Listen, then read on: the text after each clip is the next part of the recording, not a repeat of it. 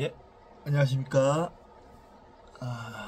책 읽는 자유인 채널을 운영하고 있는 이선입니다. 오늘은 2025년 5월 20일 화요일 오후 5시 25분입니다. 날씨가 굉장히 더워졌습니다. 저는 오늘 대구에 갔다 왔는데 무려 5월 20일인데 지금 33도를 기록했어요. 와, 정말 덥더라고요. 덥고 지금 저희 집 온도도 28도로 올라가 있는데 지금 선풍기 최고로 세게 틀어놓고 있는데도 덥습니다. 오늘 여름도 얼마나 더울란가 벌써부터 걱정입니다. 아이고, 너무 무리하지 않으려고 합니다. 저는 올 여름에는 너무 더우면 일도 좀 쉬고 살아야죠, 사람이. 저는 어제 아침에 포항에서 물건 싣고 평택 화성에 갔다가 물건 싣고 와서 오늘 아침에 저기 울산에서 내려주고 또 울산에서 대구 갔다가 대구에서 내일 진주 가는 물건을 실어 놓고 자리에 앉았습니다. 일도 열심히 해야 하고요, 공부도 좀 해야 하고, 이제 좀 앞으로는 제 전공책도 좀 읽어보고 슬슬 이제 좀 몸 좀 풀어야겠습니다. 정말 이제 공부를 하면서 뭔가 성과를 낼 수 있도록 이제 조금씩 노력해 봐야 되지 않을까 라는 생각을 하고 있습니다. 그래서 종교에 관한 책들을 조만간 읽게 되지 않을까 생각합니다. 근데 그 전에 사람의 생물학에 관한, 인간과 생물학에 관한, 진화에 관한 책들 조금 읽고 그 책들은 이제 계속 읽어 나가면서 어느 정도 지식을 쌓을 생각입니다. 자, 오늘 제3회 침팬치 미디어북을 하도록 하겠습니다. 오늘은 3부 인간의 특수성 이렇게 되어 있습니다. 제8장 사람의 언어로 가는 다리, 제9장 예술의 기원, 제10장 인간에게 농업은 축복인가, 제11장 왜 흡연과 음주와 해로운 약물에 빠지는가, 제12장 광활한 우주 속의 외톨이 이렇게 되어 있습니다. 제3부 인간의 특수성, 서문이 되겠네요. 인간만이 가진 독특한 특징은 유전적인 특징 중에 축적된 문화적 형질이 우리에게 영향을 미친다는 점이다. 인간의 문화적 특징 중에는 음성 언어, 예술, 도구를 사용하는 기술, 농업 등이 있다. 인간의 고귀하고도 양면적이며 다소 파괴적인 여러 특징에 관한 문제를 검토해보자. 이게 전문. 이제부터는 인간의 3부의 서문 되겠습니다. 제1부와 2부에서는 인간 특유의 여러 문화적 특징이 지니는 생물학적인 공통점에 대해서 말해왔다. 그러한 기반으로는 큰 두개골, 직립보행에 대한 적응 등 우리들의 골격이 갖는 특징이 있었고, 연조직, 행동, 내분비 등 인간의 번식이나 사회구조와 관계있는 것도 포함되어 있었다. 그러나 그러한 유전적 특징들만이 우리가 가진 유일한 특징이라면 다른 동물들보다 뛰어날 수 없었을 테고, 오늘날 인간 자신과 다른 동물들의 생존을 위협하지도 못할 것이다.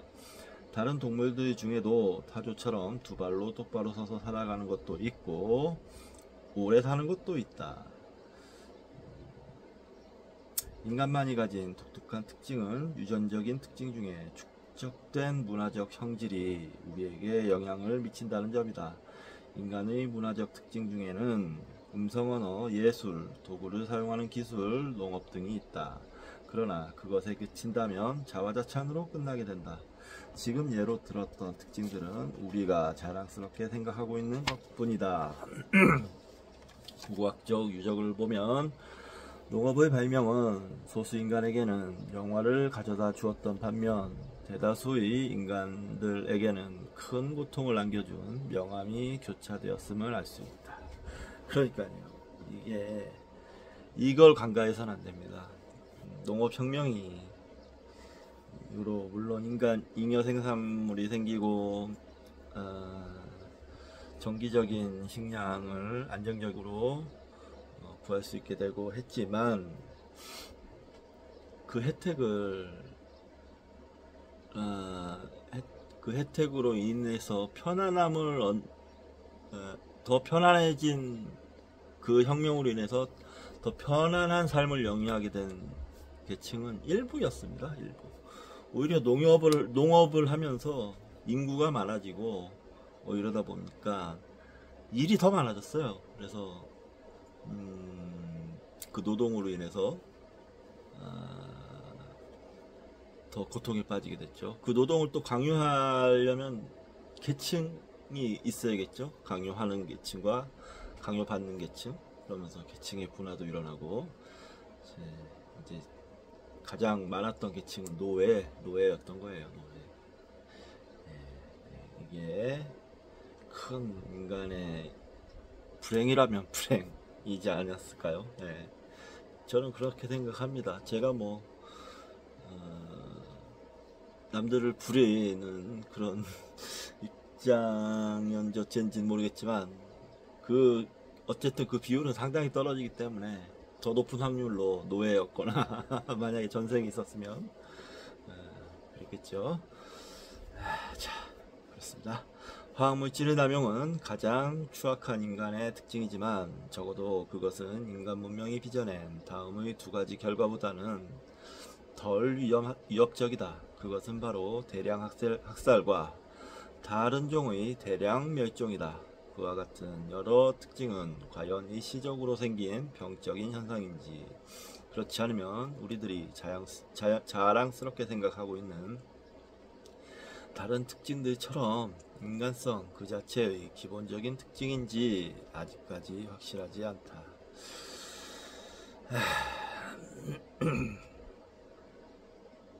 이것도 참 가장 걱정스러운 부분이죠. 이 인간의 이런 어마어마한 폭력성, 우리에게 내재된 이 어마어마한 폭력성, 이것이 우리 스스로를 절멸시키지 않을까, 그런 걱정을 하는 겁니다.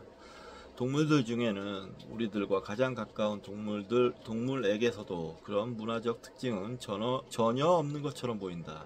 그것들은 모두 우리들의 선조가 약 700만 년 전에 다른 침팬지들과 분리되고 나서 생긴 것임에 틀림없다. 또한 네안데르탈인들이 음성 언어를 사용했는지, 약물 중독이 있었는지, 집단 학살을 했는지의 여부는 알 수 없지만, 그들에게 농업도 예술도 라디오를 만드는 능력도 없었다. 그러므로 나중에 열거한 특징들은 최근 수만 년 사이에 이루어진 아주 최근의 발명임에 틀림없다.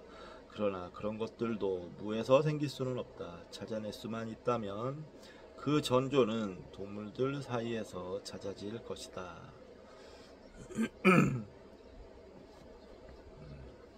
인간의 문화적 특징을 규정할 때마다 그 전조가 무엇이었는지 물어볼 필요가 있다.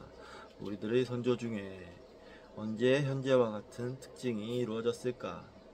그것이 시작된 최초의 상태는 어땠을까? 그것을 고고학적으로 추측하는 것은 가능할까? 지구상에서의 인간은 독특하지만 이 우주 안에서도 그럴까?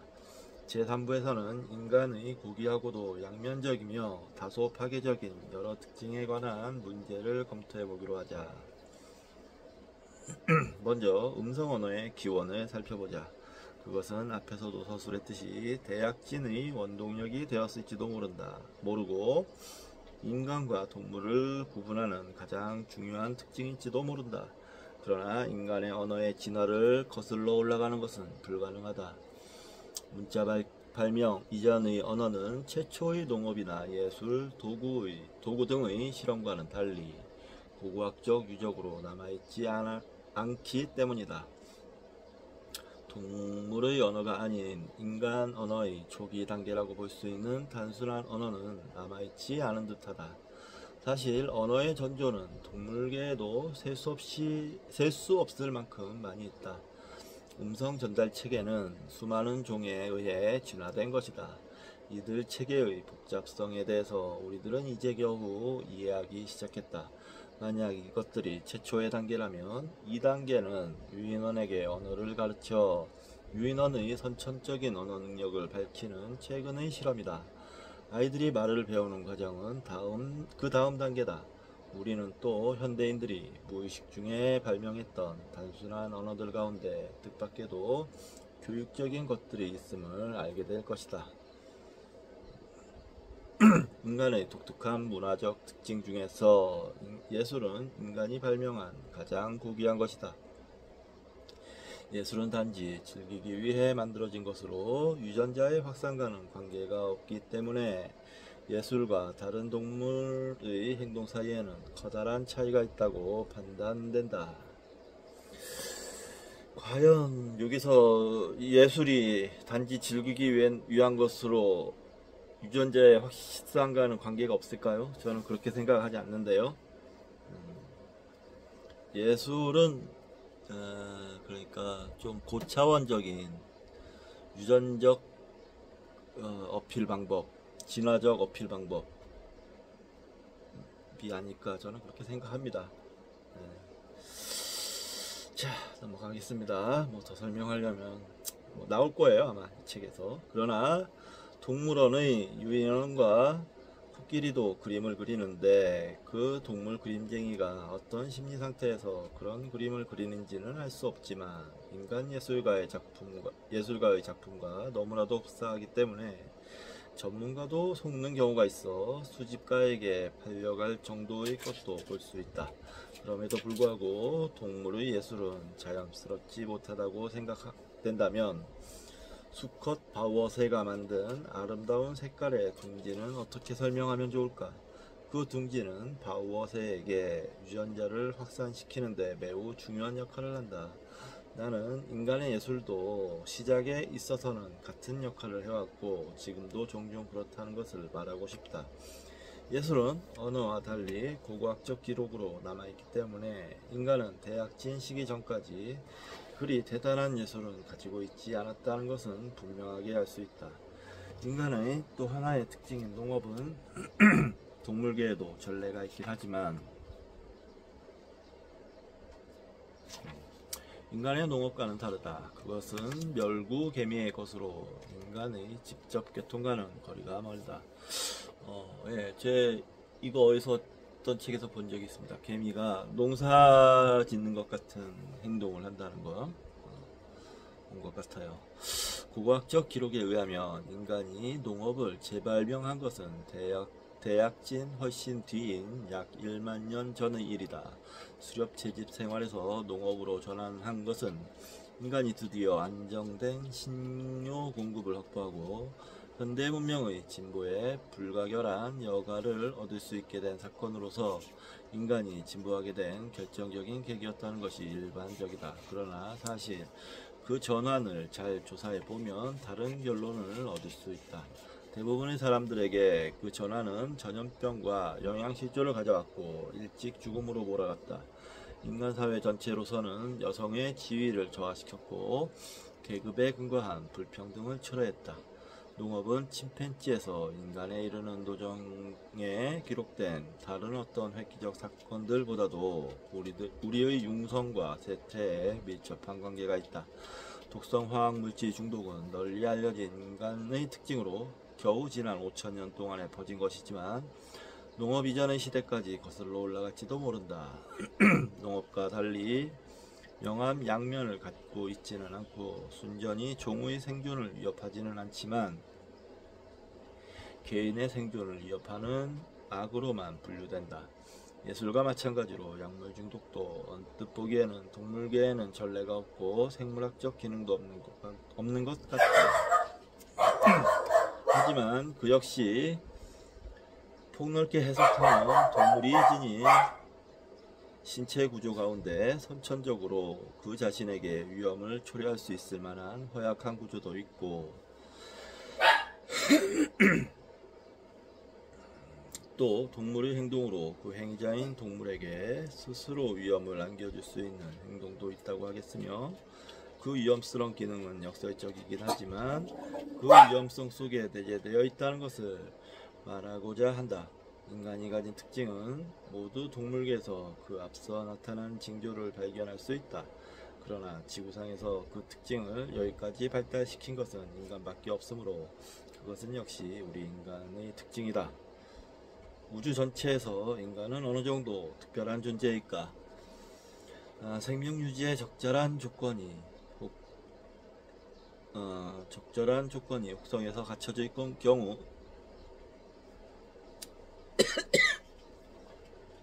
지능이 높고 기술적으로 진보한 생명체는 어느 정도의 확률로 나타날까? 지구에 이러한 생명체가 출현한 것은 당연한 것일까? 다른 별 주위를 돌고 있는 많은 혹성에도 이런 생명체들이 있을까?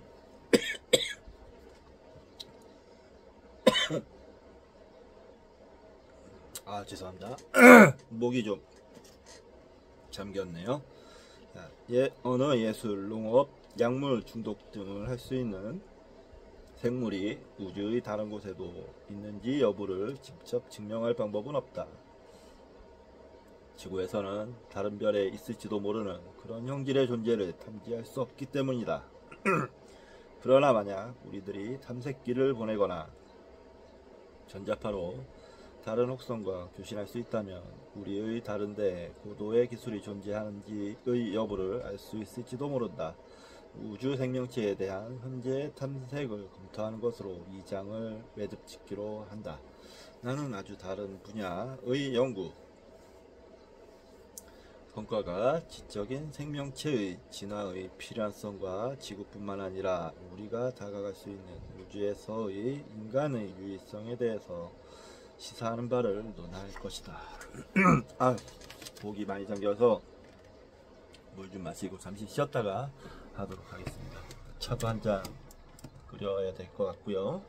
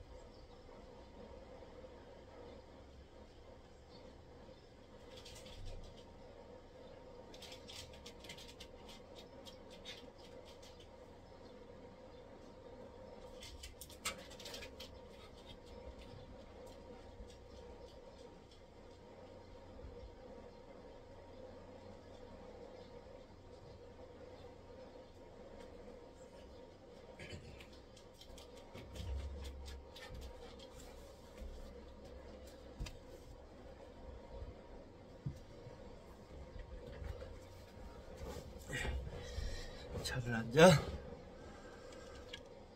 다 왔습니다. 제 8장 212쪽. 사람의 언어로 가는 다리. 옛날에는 동물의 의사소통 체계와 인간의 언어 사이에는 메울 수 없는 큰 차이가 있다고 생각되었다. 그러나 오늘날 우리들은 그 양쪽 절벽에서 만들어지기 시작한 다리의 일부를 발견하게 되었다. 이리 와.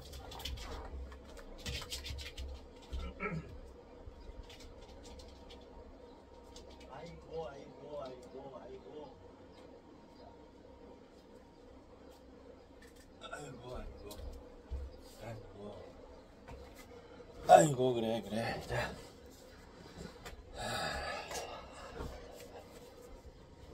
아이고 이러면 언어의 기원, 우리가 어떻게 독특한 인간이 되었는가를 이해하는 데 있어서 언어의 기원은 가장 중요한 열쇠가 되고 있다.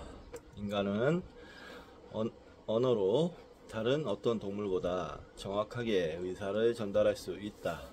언어의 덕택으로 우리들은 협동해서 계획을 세우고 서로 가르치며 타인이 다른 지역에서나 과거에 경험한 것을 배울 수 있다. 정연히 앉아. 옳지. 마음속을 정확하게 표현하고 축적할 수 있고 다른 어떤 동물보다 효과적으로 정보를 처리할 수 있다. 언어가 없었다면 샤르트르 대성당의 건축도 V2 로켓을 만드는 것도 생각할 수 없었을 것이다. 따라서 나는 대약진 가로 열고 인간의 역사에서 기술 혁신과 예술이 출현한 단계 가로 닫고 대약진이 가능했던 것은 오늘날 우리들이 가지고 있는 것과 같은 음성 언어의 출현 때문이라고 생각한다. 인간의 언어와 동물의 음성 사이에는 다리를 놓을 수 없을 만큼 넓은 강이 흐른다. 다윈 시대에 이미 밝혀졌듯이 인간의 의사를 표현하는 언어의 기원과 관련된 수수께끼는 진화의 문제다. 결코 이어질 수 없는 듯한 그 강은 도대체 어떻게 다리가 놓여졌을까? 우리들이 인간의 음성 언어와 같은 표현 수단을 갖지 못한 동물로부터 진화했다는 것을 인정한다면 언어도 골반이나 두개골, 도구, 예술과 함께 출현해서 시간과 더불어 진화하고 완성된 게 틀림없다. 섹스피어의 소네트와 원숭이의 끙끙거리는 음성을 연결하는 언어의 중간 단계가 예전에 한 번쯤은 있었던 것이 틀림없다. 다윈은 자기 자녀들의 언어 능력의 발달을 부지런히 기록하면서 원시적인 사람들의 언어에 대해 심사숙고하며 이 진화적 수수께끼를 해명하려고 했다. 유감스럽게도 언어의 기원을 거슬러 올라가는 것은 골반이나 두개골, 도구, 예술의 기원을 거슬러 올라가는 것보다 어렵다. 후자의 것은 그 흔적이 남아있어서 그것을 연대로 측정할 수 있지만 말하는 언어는 한순간에 사라져버린다. 좌절감을 느낄 때마다 나는 항상 타임머신을 타고 아주 먼 옛날 인류 선조들의 캠프에 테이프 리코더를 고정시켜 놓는 꿈을 꾸곤 한다. 그럴 수 있다면 아마 다음과 같은 것을 발견할 것이다. 오스트랄로피테신 가로 열고 멸종된 남아프리카 유인원, 비교적 두뇌가 작고 치아는 사람과 비슷함은 침팬지와 거의 같은 소리를 낸다. 초기 호모 에렉투스는 간단한 단어를 몇 개쯤 가지고 있는데 100만 년 정도가 지나면 그것은 두 단어가 연결된 문장으로 발전한다. 대약진 이전의 호모사피엔스는 더욱 긴 문장으로 말할 수 있게 되었지만 아직 이렇다 할 문법은 가지고 있지 않았다. 문장론과 현대 음성 언어의 전체 범위는 대약진 이후에 겨우 출현했다.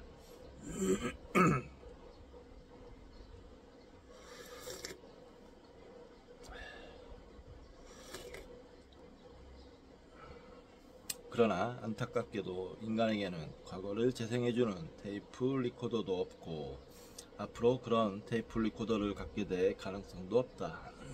마법의 타임머신 없이 어떻게 언어의 기원을 거슬러 올라가 탐색할 수 있을까?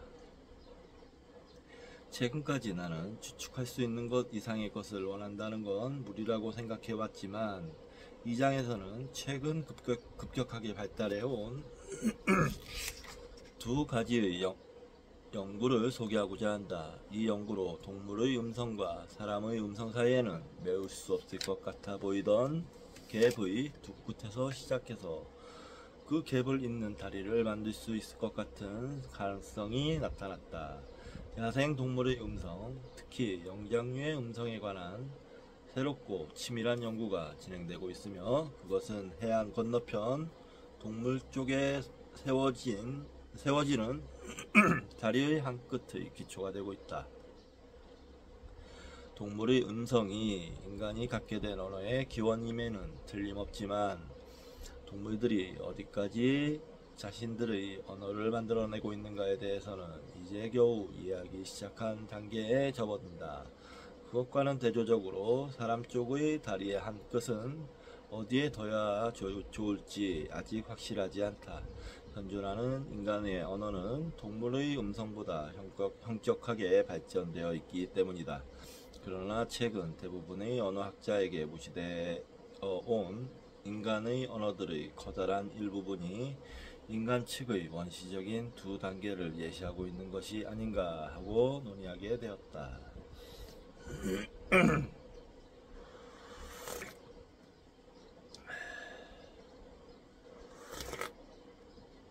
이 언어는 참 어렵죠? 공부하기가. 좀 머리 좋은 사람들이 언어학이나 뭐 이런 거 하는 것 같아요. 저는 언어학에 좀 약합니다. 약해서 항상 어려워요.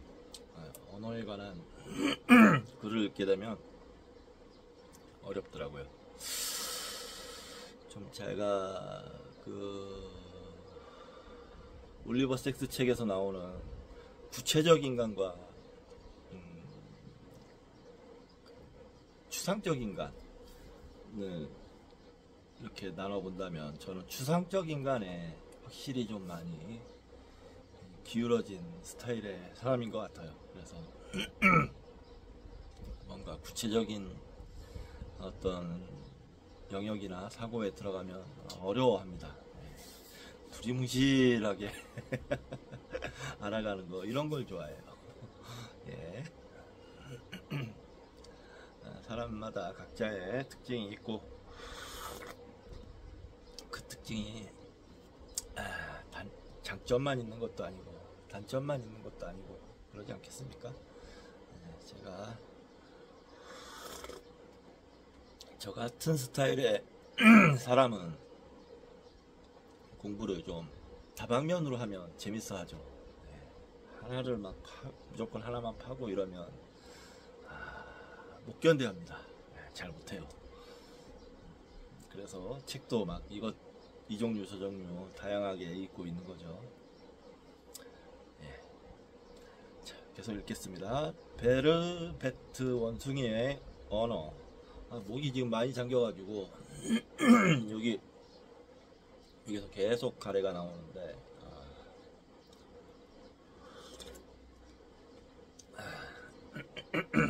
네, 죄송합니다. 언어 대부분의 야생 동물은 음성으로 정보를 전달하지만 새의 지저귀과 개의 짖는 소리는 그 중에서도 특히 인간과 친숙하다. 우리들은 대체로 매일 동물의 울음소리를 들으면서 산다. 과학자들도 동물의 음성을 몇 세기 동안이나 연구해왔다. 그렇게 오래전부터 동물과 공존의 역사를 가져왔지만 동물들의 울음소리에 대한 이해가 급격한 진전을 보게 된 것은 새로운 기술을 적용하면서부터다. 말하자면 최신 테이프 리코더로 동물의 음성을 녹음하기도 하고 음성을 전기장치로 분석해 청각만으로는 알 수 없는 미묘한 차이를 검출하기도 하고 녹음한 음성을 재현해 동물에게 들려주면서 그들의 반응을 관찰하기도 하며 정기적으로 재합성한 음성을 듣게 해 그들의 반응을 관찰하기도 하는 신기술의 덕분인 것이다. 이러한 방법에 의해 동물의 음성은 30년 전 사람들이 생각하던 것보다 훨씬 더 인간의 언어에 근접한다는 것을 알았다.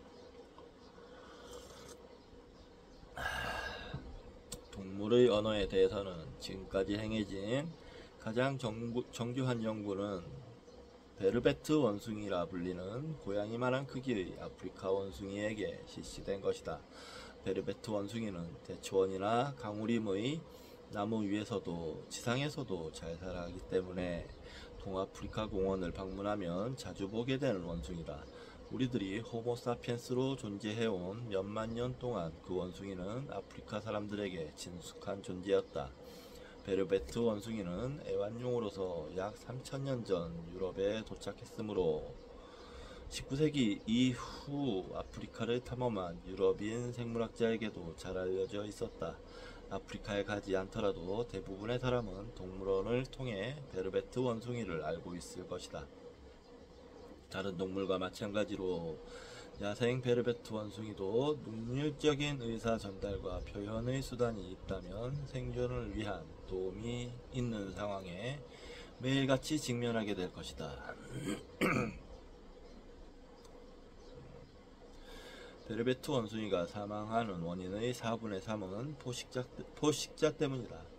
만약 당신이 베르베트 원숭이라면 베르베트 원숭이의 가장 만만치 않은 사육자인 사냥 독수리와 역시 활공하며 나는 비슷한 크기의 흰등 콘도르를 판별하는 것이 매우 중요하다. 후자는 시체를 먹는 새로 살아있는 베르베트 원숭이에게는 큰 위협이 되지 않는다. 독수리가 나타났을 때는 적절한 몸짓으로 종족들에게 알리는 것이 중요하다. 독수리를 재빨리 발견하는 데 실패하면 베르베트 원숭이는 죽게 된다. 종족에게 알리지 못하면 종족이 죽게 되며 그들과 함께 종족의 유전자도 일부 사라지고 만다. 그리고 만약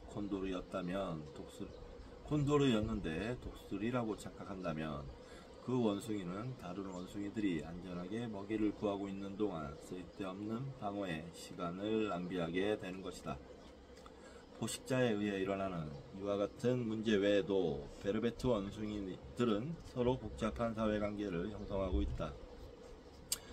그들은 무리지어 살며 다른 무리와 세력 다툼을 벌인다. 그러므로 다른 집단에 속해 있으면서 음식을 가로채기 위해 들어온 혈연 관계가 없는 원숭이와 자신을 보호해줄 같은 집단의 원숭이를 구별하는 것도 중요하다.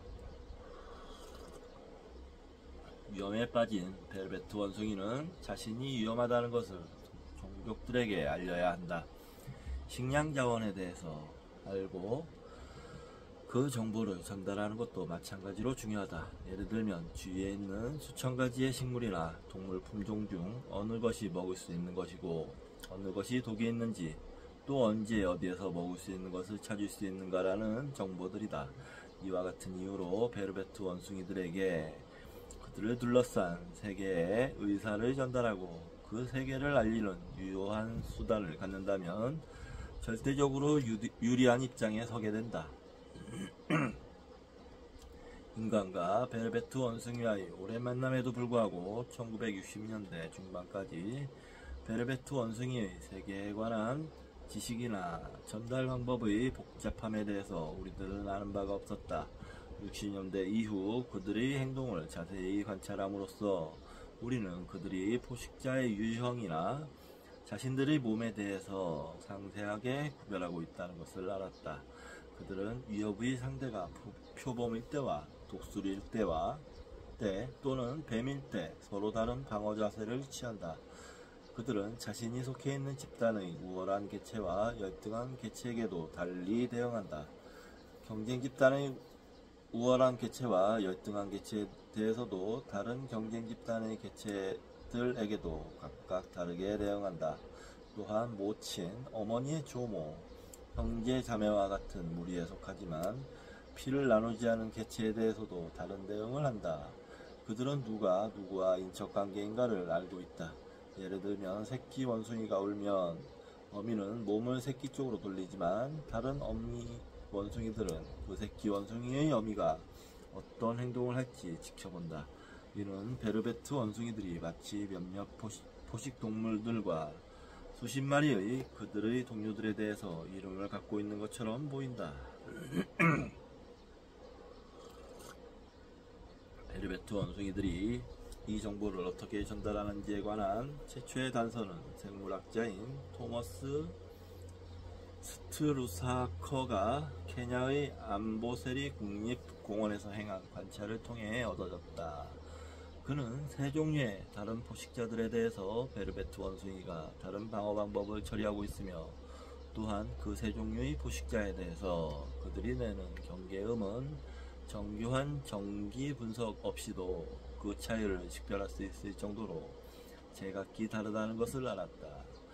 표범이나 대형 야생 고양이를 만난 베르베트 원숭이의 수컷은 커다란 소리로 연속해서 짖고 암컷은 높은 소리로 키리키리 하고 울며 그 소리를 들은 원숭이들은 모두 나무 위로 올라간다.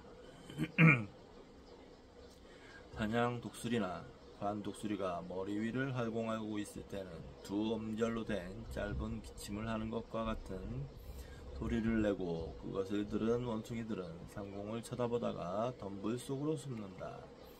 아프리카 비단뱀이나 그 밖에 위험한 뱀을 발견한 원숭이는 치치치치 라는 소리를 내는데 그 소리를 들은 근처에 있는 원숭이들은 뒷발로 서서 아래를 내려다본다. 뱀이 어디 있는지 살피는 것이다.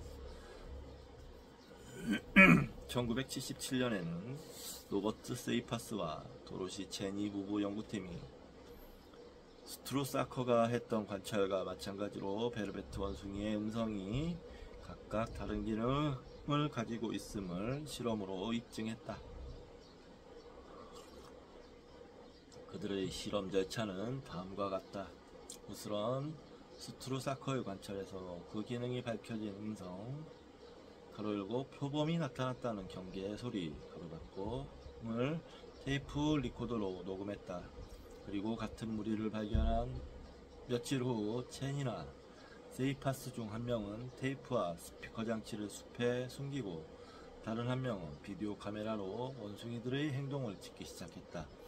15초 후에 제1의 연구자가 테이프의 음성을 내보내고 제2의 연구자는 원숭이들을 1분간 촬영해서 그들이 그 음성에 대해 예상대로 적절한 반응을 하는지 어떤지를 조사했다.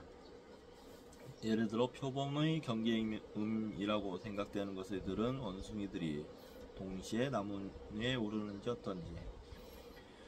그 결과 표범이 네스팟했다는 소리를 녹음 재생을 통해 들은 원숭이들을 자극해 나무에 올라가게 했고 독수리에 대한 경계음이나 뱀에 대한 경계음을 녹음을 통해 들었을 때도 각각 자연 상태에서 그 음성을 들었을 때와 같은 행동을 하게 된다는 것이 밝혀졌다. 결국 관찰된 행동과 음성과의 연결은 단지 우연이 아니었고 각각의 음성은 생각했던 바와 같은 기능을 지니고 있다는 것이 입증되었다. 예로 든 세 가지의 음성이 베르베트 원숭이의 어휘 전부는 아니다. 그처럼 큰 소리로 종종 지르는 경계음 말고도 드물지만 적어도 세 가지의 조용한 경계음이 있다. 하나는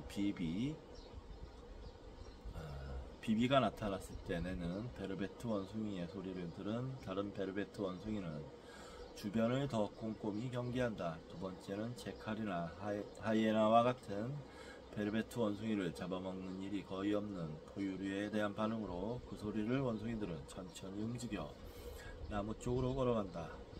조용하게 내는 세 번째 경계음은 잘 모르는 인간에 대한 것으로 원숭이들은 조용하게 숲속으로 들어가거나 나무 꼭대기로 올라간다. 그러나 이들 세 가지의 조용한 경계음의 기능은 아직 녹음해서 조사해보지 않았기 때문에 검증된 것은 아니다. 베르베트 원숭이들은 서로 만날 때 끙끙거리는 듯한 소리를 낸다. 그 원숭이의 소리를 몇 년이나 계속 들어온 연구자에게조차 그러한 끙끙거리는 소리는 모두 같게 들린다. 그 소리를 녹음해서 음성 분석기의 스크린을 통해 주파수 스펙트럼으로 보아도 역시 똑같이 보인다. 제니와 세이파스는 스펙트럼을 세심하게 분석한 결과 4가지의 다른 사회적 상황에서 내는 끙끙거리는 소리의 평균차를 검출해냈다. 항상 가능했던 것은 아니고 때때로 그랬다. 그 4가지 사회적 상황은 어떤 원숭이가 자기보다 우월한 원숭이에게 접근할 때, 자기보다 열등한 원숭이에게 접근할 때, 다른 원숭이의 움직임을 보고 있을 때, 그리고 경쟁 집단의 움직임을 보고 있을 때의 4가지다. 이 4가지 다른 상황에서 녹음된 끙끙거리는 소리를 재생해보면 원숭이는 각각 미묘하게 다른 행동을 취한다. 예를 들면 자기보다 우월한 원숭이에게 접근한다고 하는 상황에서 녹음된 소리를 재생하면 원숭이들은 스피커 쪽을 보았지만 경쟁 집단의 움직임을 본다라는 상황에서 녹음된 소리를 보낼 경우에는 그 소리가 가리키고 있는 쪽을 보았다. 그들이 자연 상태에서 어떻게 행동하는가를 잘 관찰해보면 자연 상태에서 내는 소리는 미묘하게 다른 행동을 일으킨다는 것을 알 수 있다. 분명히 베르베트 원숭이들은 우리들보다 훨씬 소리를 듣는 감수성이 섬세한 것 같다. 그들의 음성을 녹음해서 되풀이 들어보지 않고 단지 그들의 음성을 한두 번 듣거나 단순한 행동을 관찰하는 것만으로는 그들이 내는 4가지 또는 그 이상의 끙끙거리는 소리의 차이를 전혀 식별해낼 수 없었다. 세이파스가 쓰고 있는 대로 베르베트 원숭이들이 끙끙거리는 소리를 내는 것을 보고 있으면 마치 우리가 들을 수는 없지만 서로 대화를 나누는 두 사람을 보고 있는 것 같은 기분이 든다. 그들의 끙끙거리는 소리에 대해서는 확실한 반응도 대답도 없기 때문에 그 소리의 시스템 전체는 매우 모호해 보인다.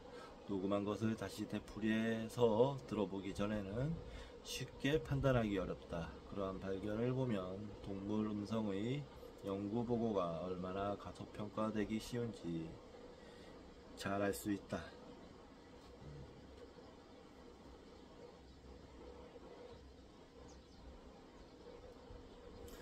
그러게요. 저기 일반 생업에 종사하는 사람들, 예를 들면 저 같은 화물차 운전자나 뭐 택시기사라든지 여러가지 뭐 공장에서 일을 하신다든지 하시는 분들이 이런 원숭이 소리들을 녹음해서 연구하고 있다라는 소리를 들으면 왜 그런지 이해를 잘 못하실 수도 있어요. 뭐 돈이 되냐? 아니면 뭐 그 정도로 벌이가 좋은지 어쩐지 뭐 이 정도로 생각할 수도 있는데,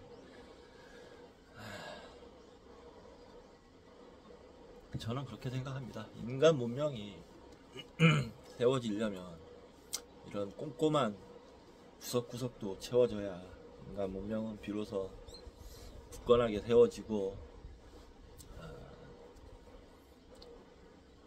커지고 넓어지고 튼튼해지고 강해지고 위대해질 수 있다 라고 생각합니다. 그러니까 어떤 사람이 무슨 일을 하던 그게 악한 일이 아니라면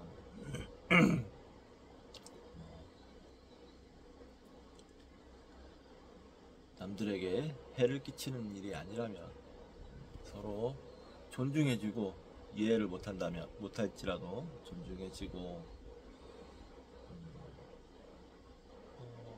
응원해주고 열심히 하라고 그래야 된다 라는 생각이 드네요. 네.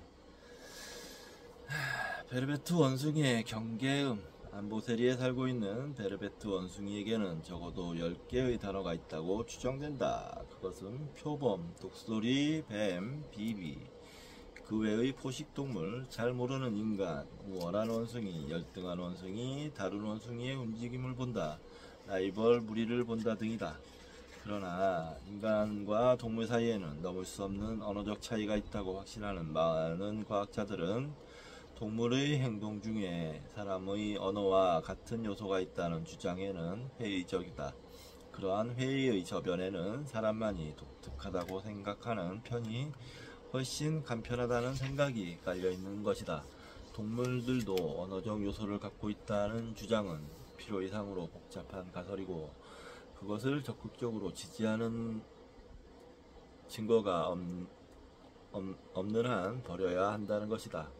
그렇지만 그런 가설에 대응하는 그들의 주장이 제시하고 있는 것이 훨씬 더 복잡한 것도 있어 놀라게 된다. 그래서 인간만이 독특한 것은 아니라고 설명하는 편이 오히려 간단하게 생각될 정도다. 그렇죠. 예를 들면 돌고래들 서로 의사소통 하잖아요. 초음파로 하던가요? 네. 그리고 굉장히 복잡한 의사소통을 한다고 연구되고 있잖아요. 네. 베르베트 원숭이가 표범이나 독수리, 뱀의 반응에서 내는 다양한 소리는 실제로 그 동물을 가리키거나 다른 원숭이에 대한 의사 전달을 의도해낸 것이라고 주장함이 타당한 것 같다.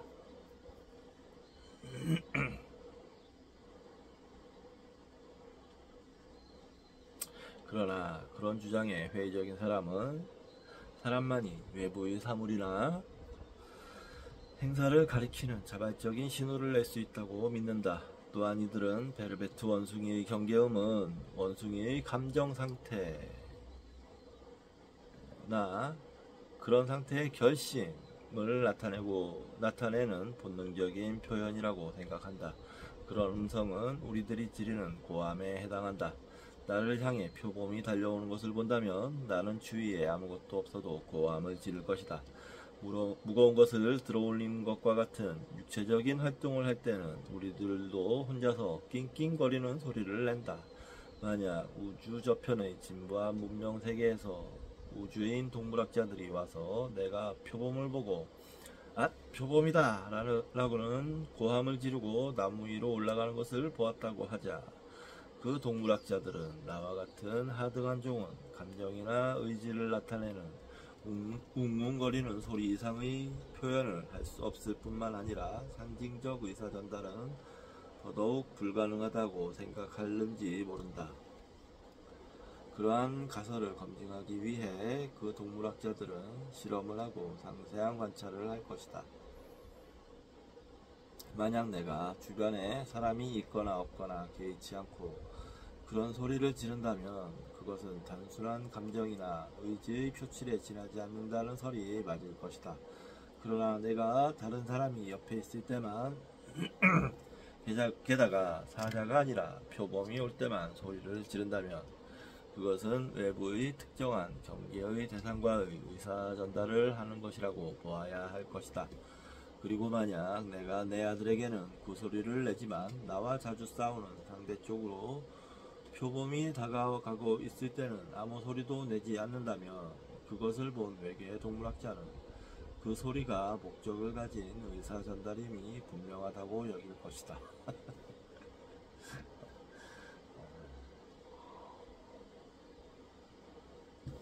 예. 지구의 동물학자들이 베르베트 원숭이가 내는 경계음의 의사 전달 기능에 대해서 확신하게 된 것도 유사한 관찰의 결과였다. 1시간 가까이 혼자서 표범에 쫓기던 한 마리의 베르베트 원숭이는 내내 침묵을 지키고 있었다. 베르베트 원숭이의 어미는 혈연 관계가 없는 개체와 함께 있을 때보다 자신의 새끼들이 옆에 있을 때 더 자주 경계음을 냈다. 베르베트 원숭이는 때때로 자신이 속해 있는 집단이 다른 집단과 싸움을 하다가 지게 되는 경우 표범이 없는데도 표범 경계음을 내는 경우가 있다. 속이는 거네요. 경계음이 나면 모두가 근처의 나무로 올라가기 때문에 그것은 가짜 타임아웃의 역할을 완수하는 것이다. 따라서 그들이 우는 소리는 단지 표범에 대한 공포 때문이 아니라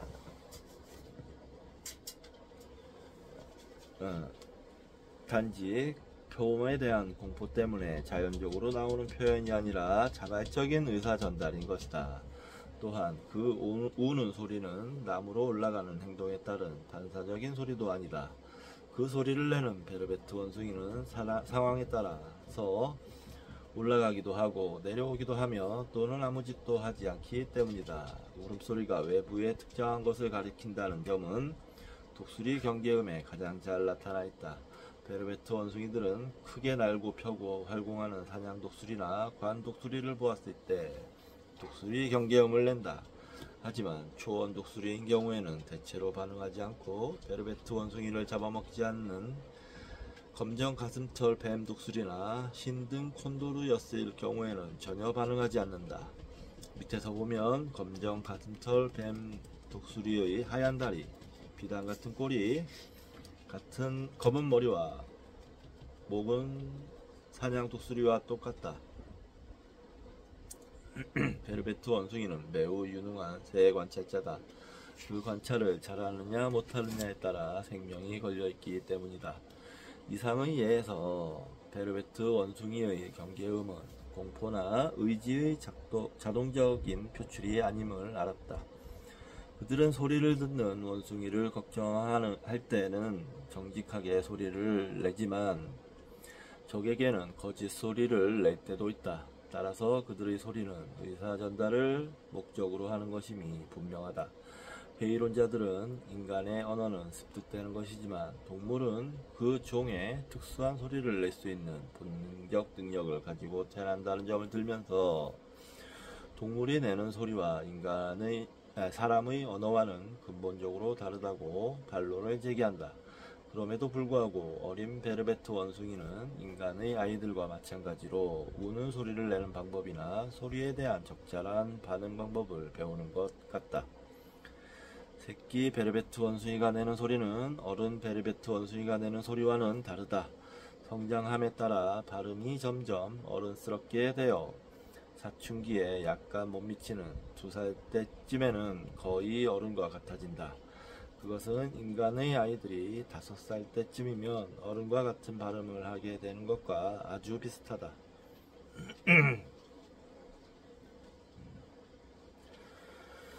4살 된 나의 아들은 때때로 잘 알아들을 수 없는 발음을 한다. 베르베트 원숭이의 새끼는 생후 6에서 7개월이 되기까지 어른의 소리에 대해서 언제나 정확한 반응을 하지는 못한다.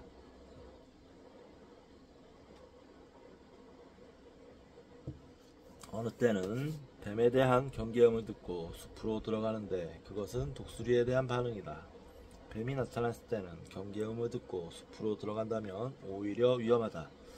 상황에 따라 항상 올바른 경계음을 내는 것은 거의 2살 이후다. 그 이전에는 사냥 독수리나 관 독수리가 머리 위를 날아다니고 있을 때뿐만 아니라 다른 어떤 새가 날아도 나무에서 잎이 훌훌 떨어질 때조차도 독수리다 하고 소리 지르는 것과 같다고 하겠다. 사람의 아이가 그와 같은 행동을 할 때 아동심리학자는 그것을 과일반화라고 한다. 그것은 아이가 개뿐만 아니라 고양이나 비둘기에게도 멍멍이라고 부르는 것과 같은 경우이다. 네. 1장이 굉장히 길어요. 네. 1시간 정도 더 읽어야 될 것 같은데 네, 어떻게 할까요? 이쯤에서 끊는 게 낫겠습니다. 네, 1시간이나 됐고 1시간 정도 더 읽으려면 지금 목도 안 좋은데 좀 힘들 것 같습니다.